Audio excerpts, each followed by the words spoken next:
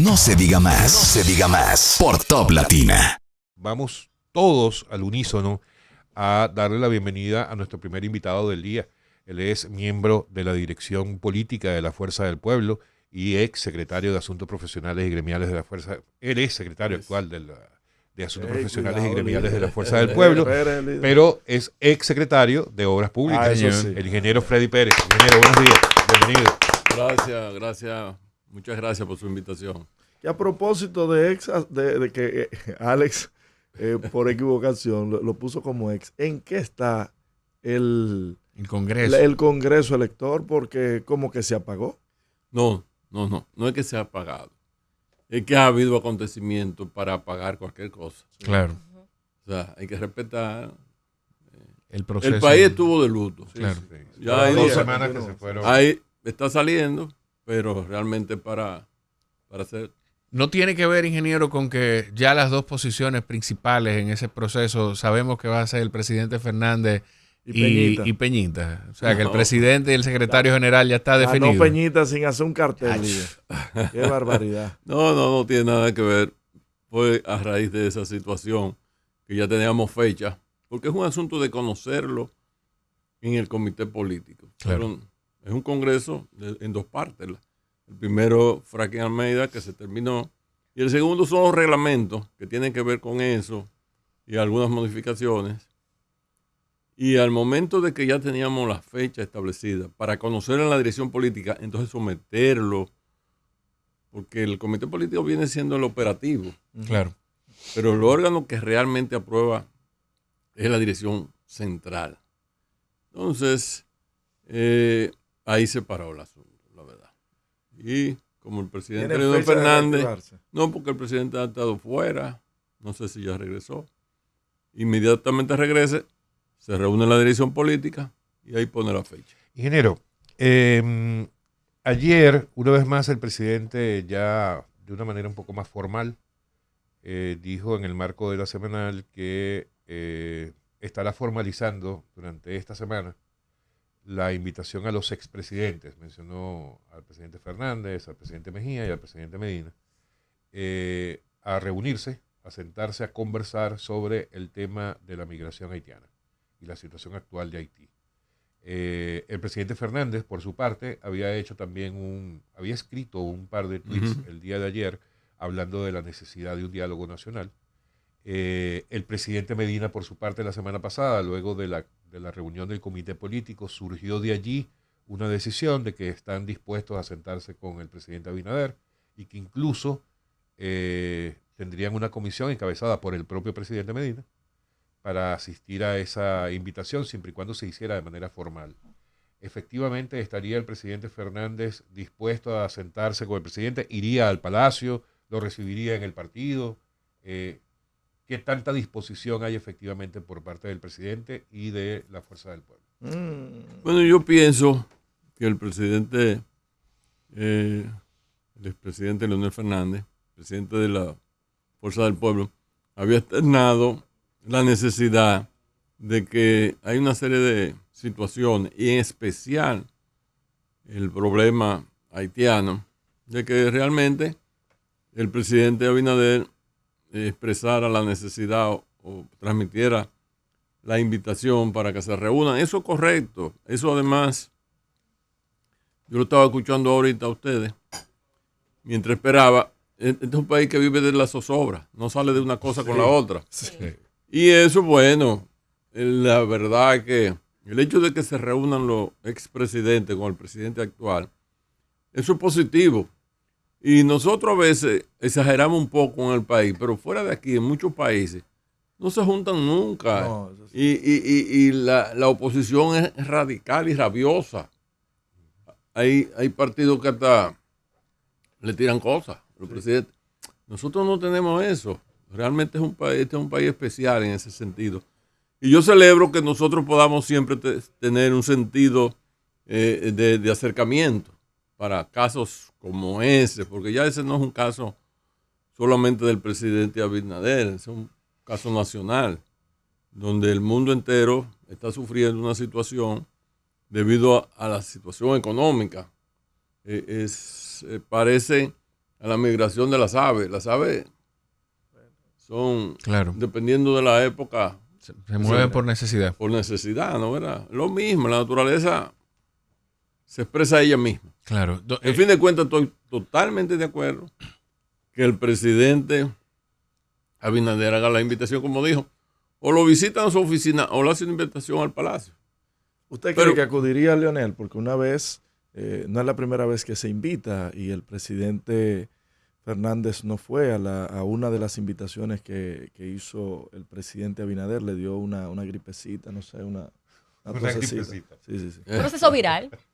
No, pero yo pienso que sí, que en este caso lo amerita. Lo amerita. Y además él mismo ha expresado de que es una necesidad. Muy sencillo. Es darle al pueblo dominicano la tranquilidad de que realmente hay temas que por descuido llega un momento que la población no cree. No cree. Y la población no cree que se están sacando los haitianos. Claro. Entonces eso haría crear las condiciones para que la población diga, bueno, pues sí. Si hasta la oposición está porque no es un problema de sacar a haitianos, es un problema de hacer respetar nuestra ley de inmigración para cualquier ciudadano que no cumpla con esos requisitos. Y detener el escape que hay en la frontera, o sea, la fuga que hay de las mafias que al parecer existen en la frontera. Ingeniero, usted hace alusión de cómo se comporta, cómo es el comportamiento en otros países de la política y de los partidos de oposición frente al gobierno.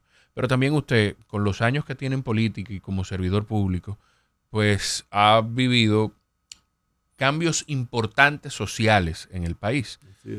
Usted puede quizá marcar algunas diferencias importantes de cómo era el ambiente sociopolítico dominicano cuando usted empezó en política y cómo fue transformándose a lo que es hoy, porque no era, yo creo que quizá hasta mediados de los 90, nosotros no teníamos esta tranquilidad y esta estabilidad.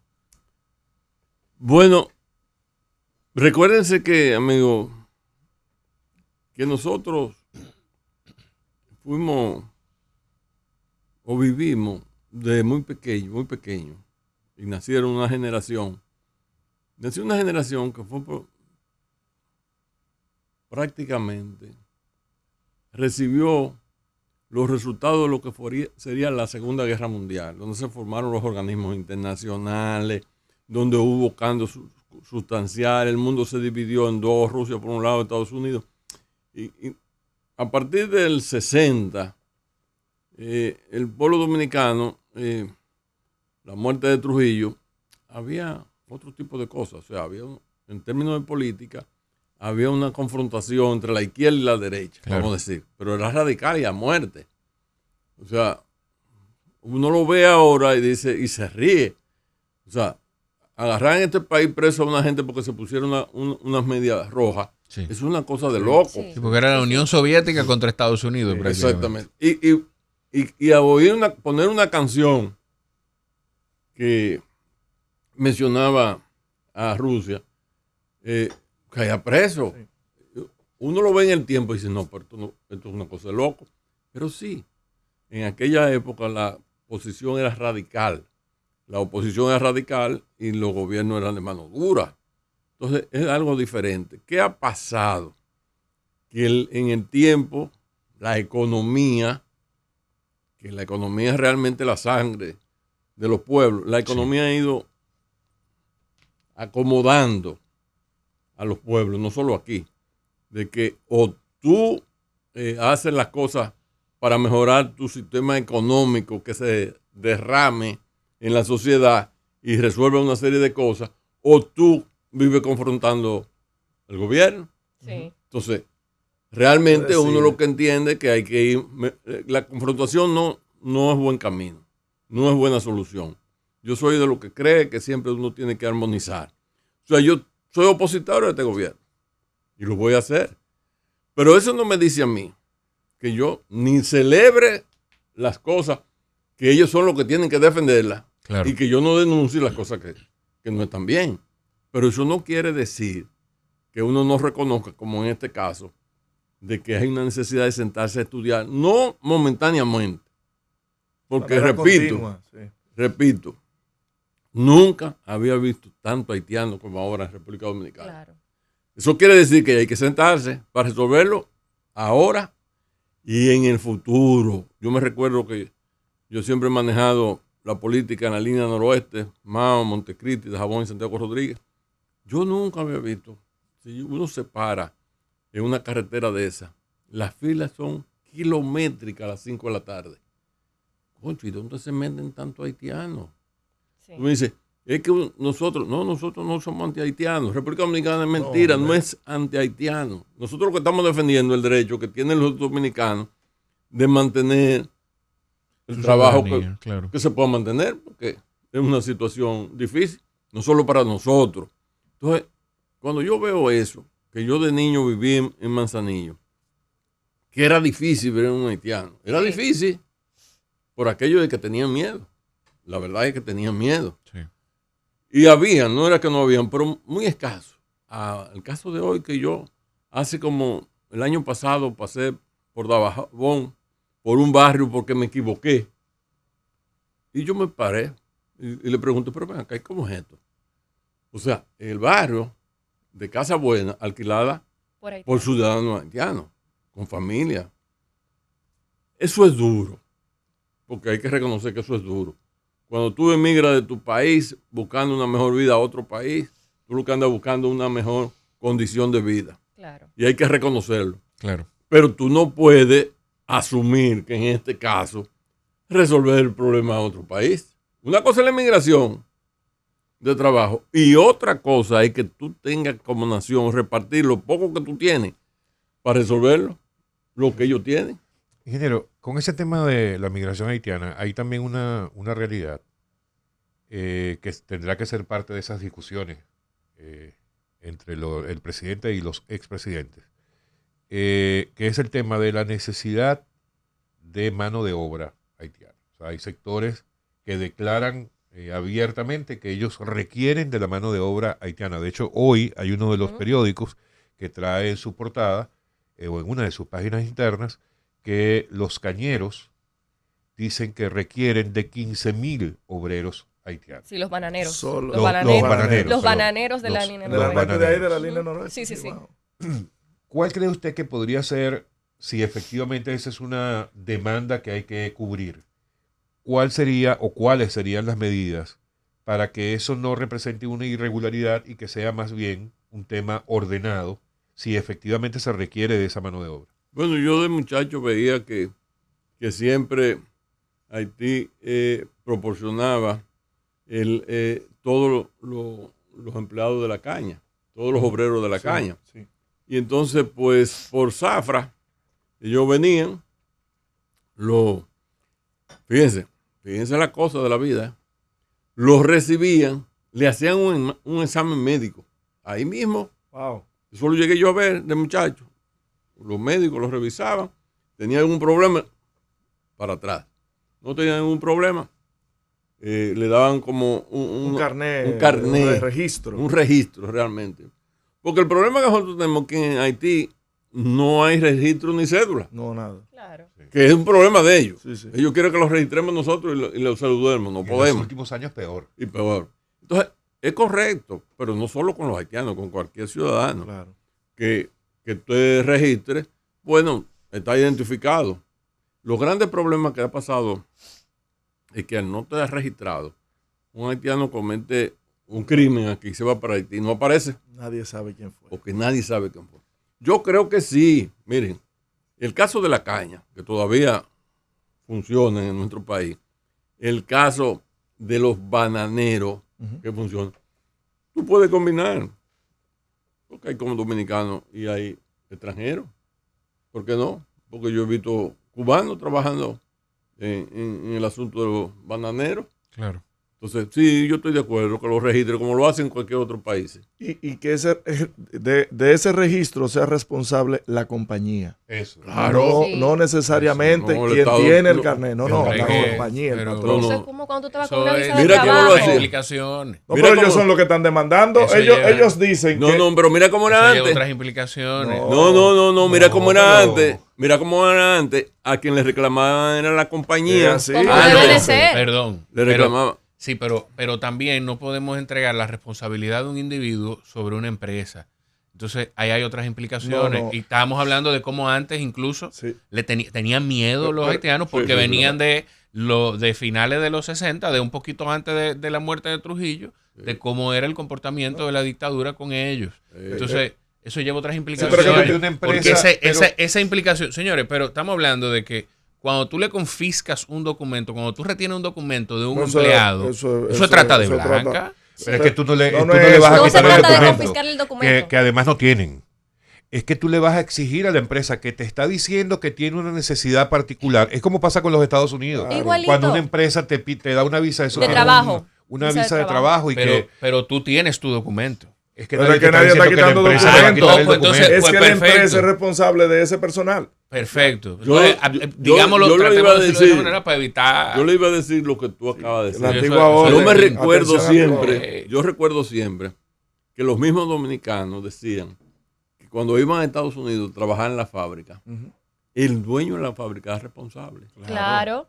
O sea, no es que le quitaran el papel ni la documentación, pero si pasaba algo, el dueño de la empresa tenía Era que tenía que hacer- responder. Y esa persona entonces era más cuidadoso o es más cuidadoso Pero en pasa, cuanto a las personas que solicita para su pasa documento. todavía. En eso Si estamos de tú acuerdo. vas a Estados Unidos, Jorge, tú ahora mismo, y tú te quieres llevar a una colaboradora tuya del hogar, por ejemplo, tú vas a presentarte como responsable de esa persona durante tu viaje. Es tal cual. Primero tú tienes que demostrar que en el país no existe alguien que pueda cubrir esa posición, que es otra Exactamente. cosa que Eso, hay sí, que hay que incluir para que no venga el tema de que es que se le paga más barato y por eso el dominicano no está dispuesto. Pero- Que con a ese trabajar. discurso de que Es se le como paga la- más barato en la construcción, ingeniero. Eso es Usted mentira. que Eso es mentira.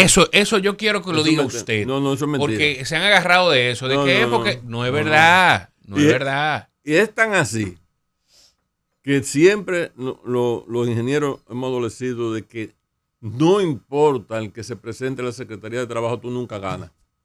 La Secretaría de Trabajo, por principio, apoya Al empleador, Pero al que- empleado.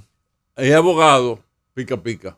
Estamos llenos de abogados pica pica que cogen una gente que no ha trabajado contigo ¿Es verdad? y lo pasan por enfrente de la construcción Sí. y tiene uno que pasa años peleando por esa Y situación. con cuentas Pero embargadas. mire, una cosa que yo quisiera dejar antes es que ahorita nosotros vamos a depositar un proyecto de ley en el Congreso. Porque entendemos que también llegó el momento de que debe existir un organismo rector que le estamos llamando la Dirección General de Prevención y Protección Civil y de Emergencia. Sí. Usted me dice, ¿es lo mismo? No, no lo mismo, porque fue que en el periodo 96-2000 se creó precisamente una ley, se sometió para eso y faltó el órgano rector. Ahora los organismos actúan después que pasan los hechos, pero no hay un organismo previsor. Entonces eso es lo que estamos diciendo, que ese organismo rector que coordine la COE, la Defensa Civil, los bomberos, todos esos organismos, no existe. Y eso es lo que queremos. Ingeniero, a raíz de los acontecimientos, los lamentables acontecimientos del pasado 8 de abril,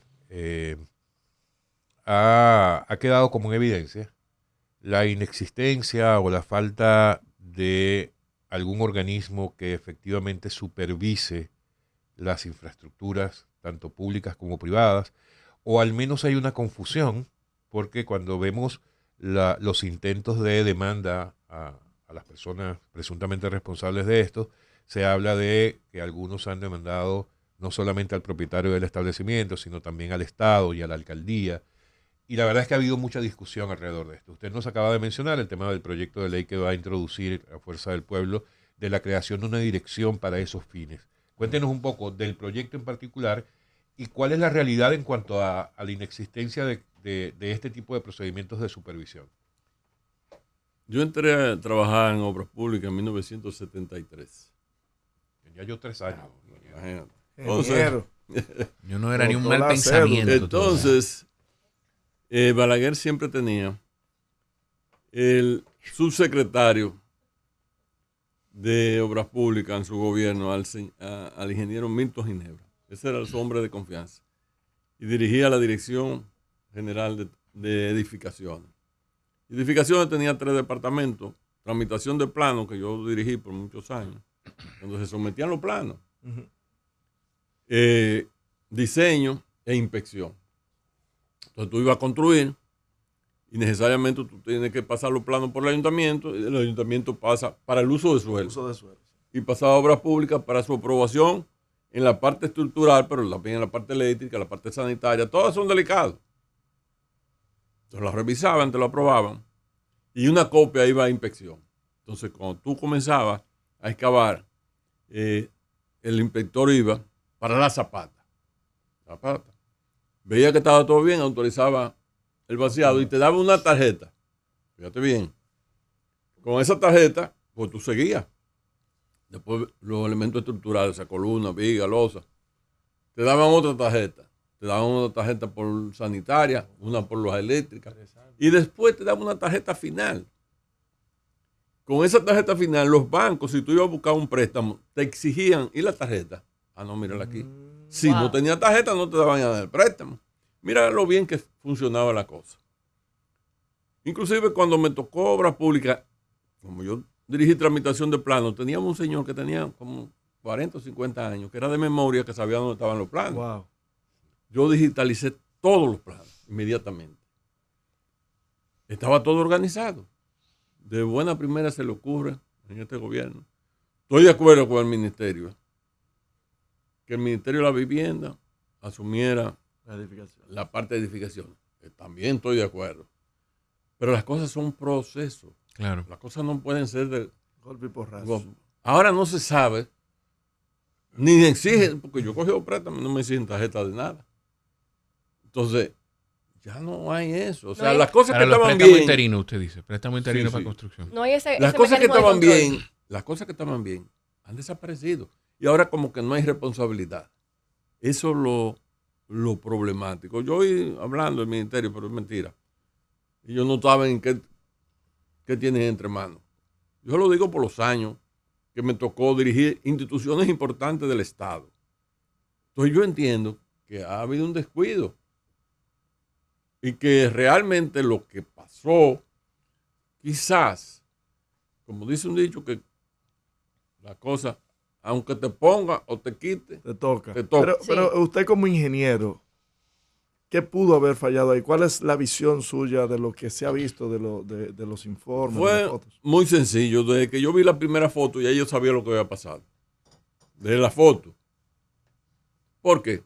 Bueno, porque no había pasado un temblor importante en el país, no había pasado un huracán, no había pasado una inundación, no apareció un camión de basura que muchas veces pierden el control y se llevan una columna, una patana, que son las que más daño hacen.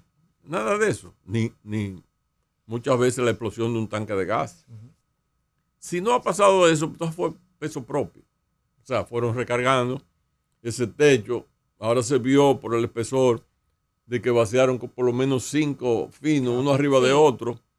Entonces, si hubiesen colocado conectores a la hora de vaciar un fino contra el otro, entonces los finos hubiesen actuado al unísono y eso le daba resistencia. Pero al tirarlo uno encima del otro, lo que hacía es que dejaba una capa que permitía la humedad. Claro.